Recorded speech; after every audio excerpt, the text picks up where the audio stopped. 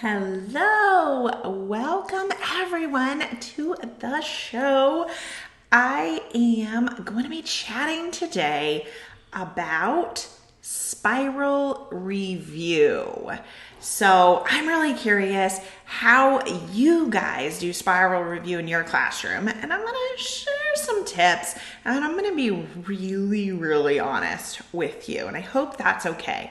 And I know that we won't all agree, and that's okay too. I think that's really the beauty of education, is that we all have different philosophies, and what's neat is that we all meet needs of our students in different ways, and different students really latch on to a certain teacher and the way she teaches, and that's awesome. So I am going to be super duper honest, and I don't want any hurt feelings. Is that cool? So I definitely want to know more about how you spiral review, and I kind of want to tell you my whole take on spiral review. But we're going to be friends after this, no matter whether we totally agree or not. Sound good? Okay. So the most common way that I've noticed that teachers are spiral reviewing the classroom, and the way I did it too, are these spiral review worksheets. Does anyone else use these in your classroom? It might be for math or reading or grammar, or even like a combo worksheet, but maybe it's broken up by days of the week, and you answer a few questions, your students answer a few questions each day, and then you're supposed to go over those questions each day. You guys seen these worksheets? I mean, the teaching stores around me have workbooks full of them. You can find them on Amazon. You can find them on TPT. It's pretty common practice now for math, grammar, even reading. I know I used to use a spiral review worksheet for math, and I've even tried it for grammar before. So this is the part where I might lose a couple friends, but hopefully not. I gotta be honest with you, friends. I hate worksheets. I said it. I hate worksheets. I don't just dislike them. I hate them. I just really do. I didn't when I first started teaching, but the longer I taught, the more I found myself frustrated by worksheets. And I get it. Like, there are times where we just have to use a worksheet. There are even times where the worksheet is helpful to us. So, for example, I had to use the worksheets that came with our math curriculum, and to be real honest, it was fine with me. We were doing a quick mini lesson. The worksheet had a few problems we could work through together. Fine. But I didn't want to use worksheets all day in my classroom. That to me was really boring. That to me was not meeting the needs of my students. And so although I had to use a few, and a few just were for convenience, I really tried to stretch myself every year to use fewer and fewer worksheets and have more engaging activities in my classroom. Okay, so it was a challenge I made to myself. And every year I did. I used fewer worksheets, and it just really made me happy as a teacher because I saw my students were happier. And so the spiral worksheet was one that I just had to get rid of.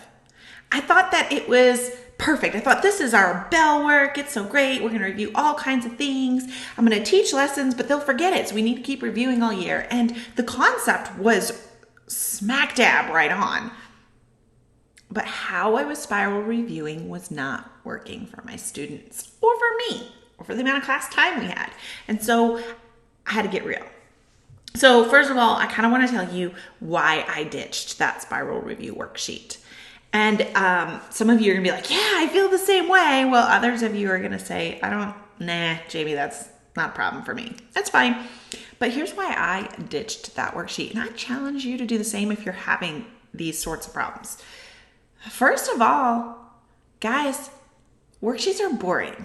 I mean, do you remember being in school and getting assigned to these worksheets and just sitting there filling them out? There's nothing exactly fun about the typical worksheet. Okay, kids are sitting in their seats. They're just answering questions usually independently. It's just no fun, right? And I was using the spiral worksheet as my bell work. So as soon as they walked into the classroom, they had to sit silently in a seat answering problems on a worksheet. Like, I can't think of a worse way to start my day. It's sending a message to kids that this is exactly what school is. That school is sitting in my seat answering questions on a piece of paper by myself. I just got this icky feeling like, that's not how I want to start my day. I want kids to walk into my room and hear a song playing. I want to high five them, and then I want to give them an opportunity to turn and talk to a partner. Instead of a worksheet, I want them to pull out a whiteboard and an expo marker. I want to give them a discussion question instead of just a standard algorithm to work through. And when I started thinking about that, I'm like, that would make it seem like our classroom was more fun. If they walk in the door and automatically the first thing we do is fun, it sets a tone. Can we always just be fun and games? No, but we certainly can start our day fun, and a worksheet just didn't seem like that was going to be the answer for me. So one reason I ditched the worksheet is it was just boring for my students. All right. The next reason I had to ditch that spiral review worksheet is because it did not match our pacing guide. It is highly unlikely that you're going to find a spiral review set of worksheets that match the exact order that you teach skills and concepts in your classroom. I mean, if you found that, then congrats. Maybe it's something that came with your curriculum. But if it doesn't actually come with your curriculum, if you're not teaching the curriculum exactly in order, then these spiral review worksheets don't match your pacing guide. And that's what happened to me. So for math, we were using Eureka, and it starts third grade, beginning of the year, starts with multiplication. Well, a lot of the spiral review worksheets were starting with rounding and other place value things, which is fantastic if that's what we were working on, but we weren't. And so what would happen is we have this spiral review worksheet that they'd have to do, and it was supposed to be a review, but there would be all these questions on there that they didn't know the answer to. So we're not actually reviewing. I need them to review what we've been learning, but we're not, because they're seeing all these questions and they're becoming frustrated. Like, I don't know how to do that. I don't remember how to do that. Wait, we haven't talked about that. Furthermore, I'd also find that these spiral review worksheets didn't always have the same vocabulary that we were used to using, and that too would frustrate them. So I was asking them to do these worksheets independently, but giving them problems that they really weren't ready to do independently. It wasn't a review at all. And so the original point of the worksheet was to review what we've been learning, but really the worksheet included a lot of things we had not learned yet. Because it's impossible. We don't all follow the exact same pacing guide. We don't all teach the skills in exactly the same order. So that was a bit of a problem for my students, and another reason to get rid of that spiral review worksheet. And then it kind of goes along with number 3. The number 3 reason I got rid of those spiral review worksheets is that they were a time sucker. Okay, so I'm giving my kids this worksheet, and I'm like, we'll spend 10 minutes on this worksheet, which 10 minutes in the classroom is a super valuable amount of time. That's how much time I get to spend on grammar every day. That's the amount of time I get to spend on vocabulary each day. So 10 minutes is really valuable. So I'm going to give it to them to work on this spiral review worksheet because I thought, all right, we need to review. But then we also have to go over the answers together. So I'm giving them time to fill out the problems. Then we got to go over the answers. And I found that I was quite a talker when going through the answers. And so this was taking quite a while. But then there were all these skills I needed to reteach or even teach for the first time because we hadn't covered the skill yet. And so they're asking me like, I don't know how to round to the nearest thousands. And I'm like, we're going to be learning that next month. But here, let me show you. And I'm up on the board showing them. And so I'm giving them a math mini lesson when this is supposed to be a review time. We should be reviewing the multiplication strategies that we've been learning, not covering a brand new topic. So this 10 minutes I set aside, which was already valuable time, is easily turning into 25 minutes. And 25 minutes for bell work is way more than I have to spend. 20 to 25 minutes is time I need to put into my reading workshop, my math workshop, and my writing workshop. It's just not meeting our classroom needs. My kids are bored by it. They're frustrated because it's not always a review. And then we're just sucking a lot of time on these worksheets. Finally, it's prep. I've got to prep these worksheets day in for every week, and it's a lot of paper and time spent at the copy machine that I was kind of getting tired of. At the beginning of the year, I'm all like, yeah, I'm all batched. I have all my worksheets for this quarter and everything's great. And then like somewhere around Christmas, you're like, I've got nothing. What happened? And that would be me. So a lot of things that I started thinking about, like, this just doesn't seem like it's working for me. What I thought was like this perfect bowel work. It's gonna be so simple. All I gotta do is photocopy and give it to them and they'll review and it'll be perfect. I realized just wasn't actually meeting the needs of my classroom. And so I get real with myself and ask, are there better ways that I can be reviewing with my students that don't involve a worksheet? And the answer is yes, there are. So I'm going to share some of the ways that I like to spiral review. And those of you who are still going, what's spiral review? When I talk about spiral review, I'm talking about constantly reviewing material that you've already covered in class so that it doesn't get forgotten. Okay, you're coming back to it over and over, spiraling around. I definitely need spiral review, and I know my students do too. There's no doubt about the need for spiral review. We can't just teach our unit on multiplication and then move on to division and never talk about multiplication again. No, we're going to talk about multiplication all year. Well, the same is true of grammar too. We can't just say like what's a noun, an adjective, and a verb, and then boom, we're like, we're working on plurals now and past tenses. We don't have time for that. Students won't forget. They need to come back to it over and over and have repeated experience with the vocabulary, the topics, the algorithms, what have you, so that it becomes part of their memory, something that they'll remember over and over. So yes, we do need to review past topics, but we can do it in a more fun way. All right, my very favorite way to spiral review is to build it into your small group time.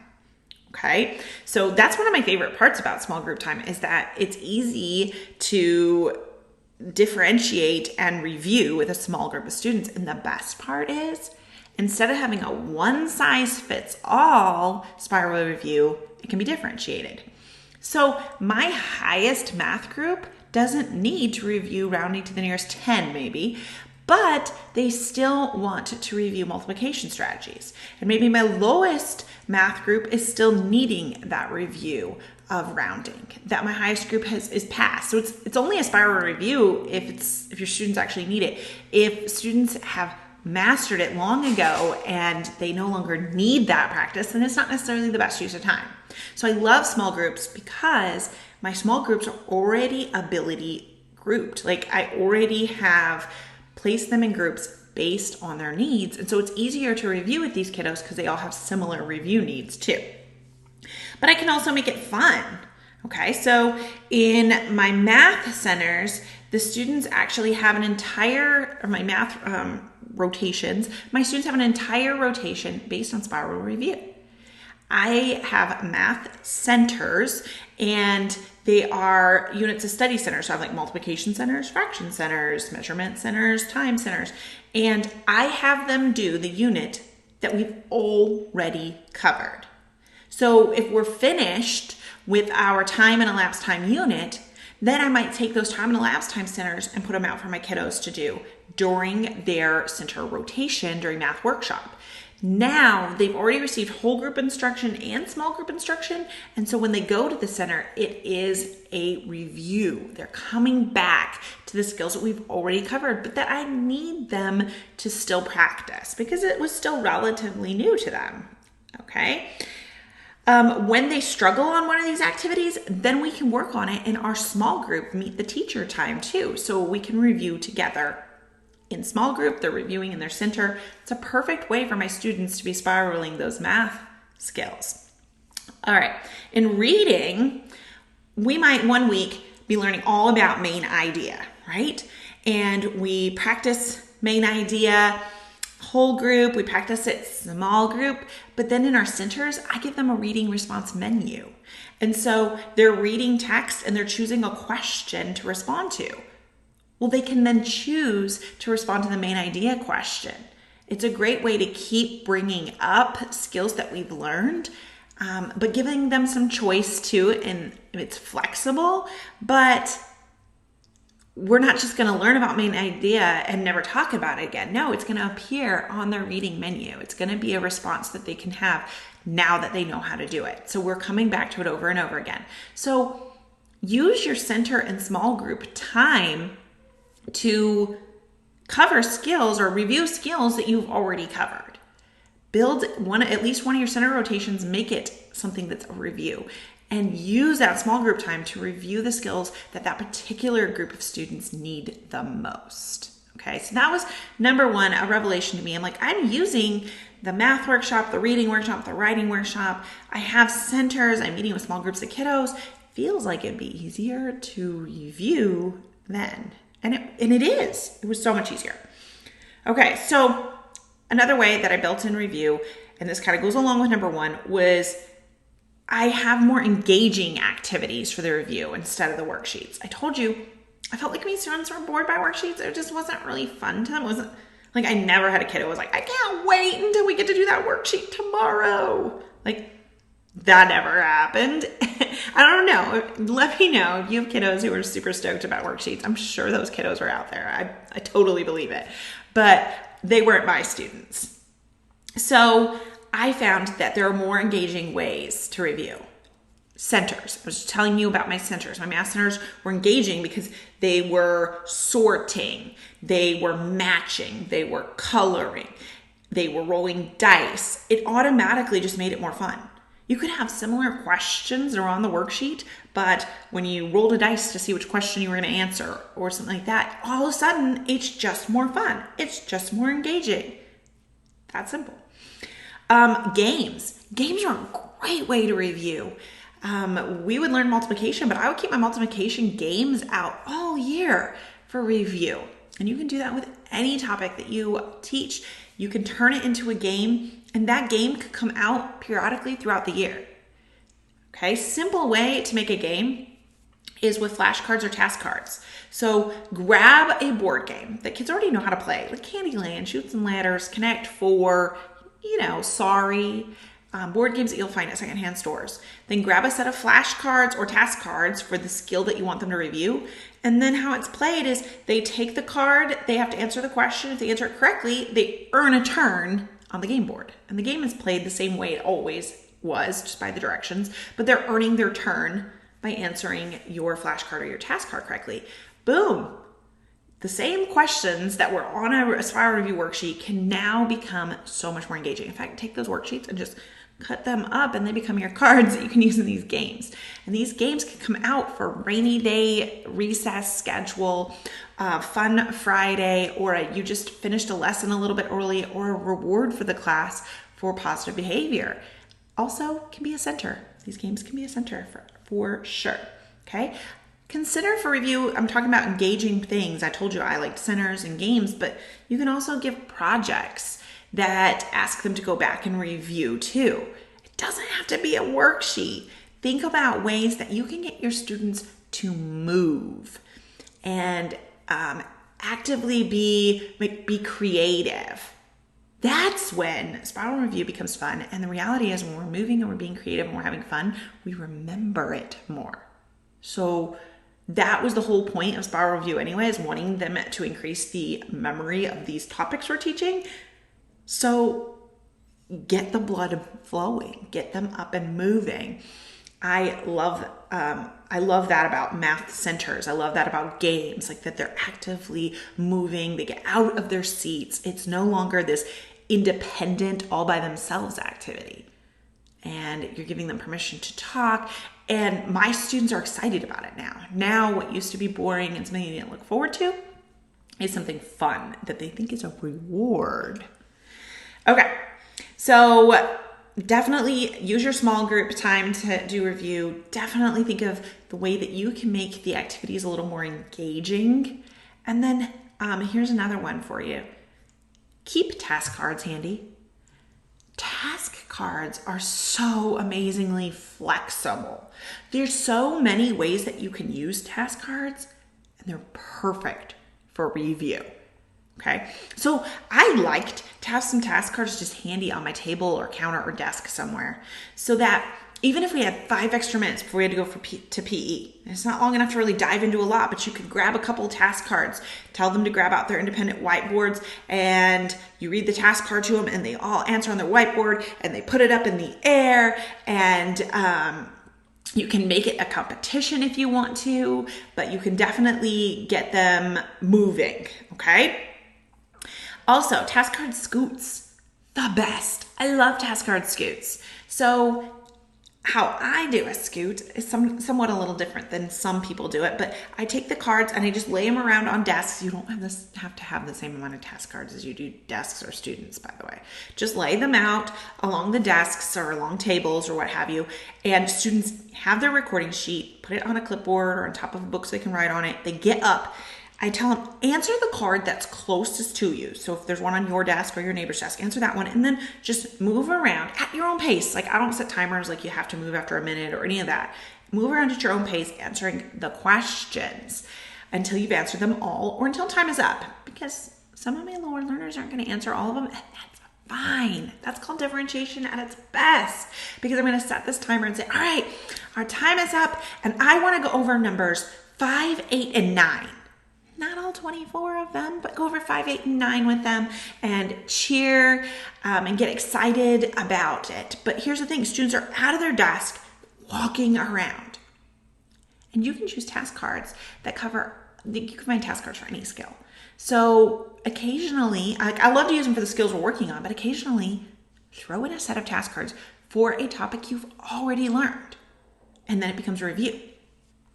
Here's one way you can even step it up a notch as you get further into the school year. You've learned multiple topics. So I have a lot of grammar task cards. So I'm going to use that as my example. But I've got noun task cards and verb task cards and adjective task cards and adverbs and plural nouns, right? I have tons. So one fun way to review lots of skills all at once.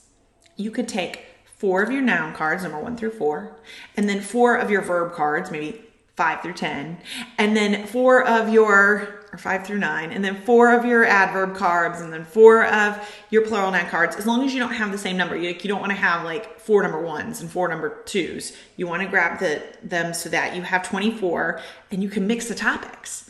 And give them a blank recording sheet, or even a loose leaf piece of paper, have them number it 1 through 24. And then have them walk around and answer those. Now, instead of just reviewing the grammar skill you're working on that week, you're asking them to go back and forth between all the different parts of speech. And that's where it gets harder, right? And it's a great review. But now they're up and out of their seats. And honestly, it doesn't have to be any extra prep, because you can use the same task cards you've already used before. Seriously, if you did the noun set and you did the verb set and you did the adjective set, it's okay to take a few out of each set and put them out and use it again. It's okay, because now you're mixing up the skills. You're asking them to think in a totally different way. And so it's okay. It's a review. We're reviewing it. And it's okay to use the same task cards. So I love that about task cards. On top of that, I was telling you how task cards can also be used with game boards. But just have task cards handy for those extra few minutes. Another way to do it is as you're getting them to line up for PE, you show a task card and call a name. That way they're all figuring out, because they don't know who you're going to call. You call a name after you've read the task card, and if they get it right, they get to line up, right? And you just keep doing that until you run out of time, and then you let them all line up, and you cheer for those who were participating in the task cards. So task cards, have them just handy, easy to grab for those extra few minutes, because they can be super great way to review. But then, friends, another way that I want you to consider review, and this one took me a while to realize, but there are just natural times during your lessons for review. And it doesn't mean that it should take over your lesson, because I know you're limited on the amount of time you have to teach this new skill. But let me go back to my grammar example. When I'm teaching adjectives, well, an adjective describes a noun. We've got to know what nouns are. So as I'm teaching adjectives, I can say, hey, what's the noun in this sentence? Is there an adjective describing that noun? Now we're reviewing nouns as well. So don't miss out on those just really natural opportunities in your lessons for review. When you're doing division, it's a perfect time to also review a little multiplication, because they kind of go together, the whole fact family thing. But even when you're reading in your reading groups, you might have covered main idea a month ago, but you're reading a magazine article working on context clues. There's no reason why you can't real quick say, hey, real quick, guys, what would you say the main idea is of this particular article? Okay. There's just natural built-in time in our lessons because really the skills we're teaching generally build on one another. So don't forget that you probably are doing some review and give yourself credit for that, because I wasn't giving myself credit. I'm like, oh my gosh, I never aspire to review. I'm the worst teacher. But no, it sort of naturally happens in your lesson. So look for those times. If you've already learned about context clues and a student saying, what does this word mean? Say, okay, well, have you looked for the clues? Let's look. Let's see if there's some clues in there. It just comes up. And don't miss out on that opportunity. You've already learned time and elapsed time. Ask the kids, hey guys, while we're getting ready for our math groups, I'm wondering if you guys can tell me how much time there is until lunch. Okay, you're just asking them to solve a real world problem, something you've already learned, and it's a review, and you didn't have to prep anything. Okay, so consider that. But then one more fun activity I wanted to tell you about that's really great for review, and I've talked about it before, but it's the price of admission. So my very first year of teaching, I was a hot mess, like hot mess. Like imagine your first year of teaching and then just like add a whole bunch of craziness to it. And that was me. I pretty much was the worst first year teacher, but I meant well. I wanted to do well. And the neat thing is that when you're that rough, there's only one place to go, and that's up. But my next door neighbor teacher, she was a very experienced teacher, and she was new to the school, so we started at the school together, but she had all kinds of fantastic experience, and she helped to get me through that crazy year. One of the things she taught me was the price of admission, and it was actually something she learned from her mother, who was a teacher. So this had been around for a while, but I loved it. So I took a poster that all it said at the top, I just typed out price of admission. I printed it and laminated it. And then I stuck it right outside my classroom door.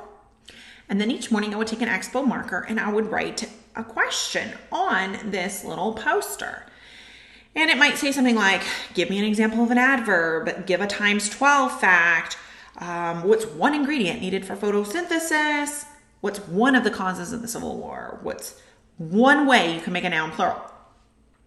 You'll notice that all these questions have multiple answers. They're not just a one correct answer. Instead of saying like, what is 6 times 8? I would say, give me a times 8 fact. Okay, and that's a big part of this, because as your kids are coming in your classroom, they look at the poster and they answer you on the way in. It's their ticket into the room. Price of entering my classroom is answering this question. And these questions were review questions. So my students did wonderful, but it brought it back up. And if they were struggling, then to me, I was like, oh my gosh, I better do a reteach lesson. Okay. It tells me as a teacher what I need to be adding in for a more formal review. If they struggled with it, I would tell them, hey, not quite. Go ahead and go to the back of the line and listen real closely to your classmates. And that's the thing. They could hear their classmates. So the rule was they couldn't give the exact answer as the person right in front of them, but if they were really listening, they could hear lots of answers. And they still might need me to give a more formal review of that skill, but at least by listening, sometimes it jogs their memory, like, oh yeah, that's what that meant. Oh yeah. And we would just do this real quick. It only took a couple minutes walking in the room. It's like with a high five and a tell me an example of an adverb. It was really quick. I trained my students to real quick look at that poster as they were getting into the line so that they had time to think of their answer so that it was quicker. Okay. And this was a great way to review prior skills, but it's also a fun way to get to know your students. At least once a week, I'd put up like a question like, what did you have for breakfast? Or what is your favorite TV show? Or something like that. Because it's a fun way to just get to know your students too, all right? And it takes off some of the pressure for some of my struggling students who maybe didn't love price of admission. But I did find that my students enjoyed this particular activity. I didn't make it, it's not like it's a test score or a grade, and it was fun. And we're like, yeah, good job, good morning. Hey, not quite. Go ahead and go back and listen to your friends. And if they came back a second time and still no, it's okay.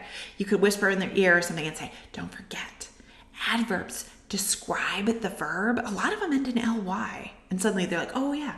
So it wasn't a high pressure activity, but it was a neat, fun way to review as they walked in the classroom that did not involve any photocopying, any paper prep.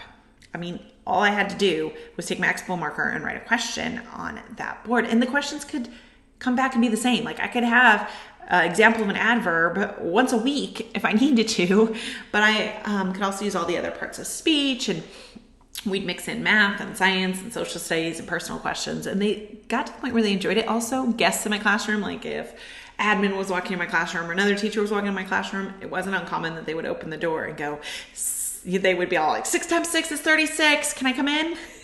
And my class got a real kick out of that because the price of admission sort of became something fun that we were known for. All right, my friends.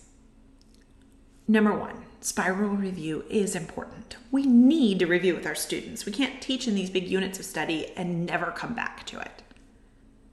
But I challenge you to try and use less worksheets.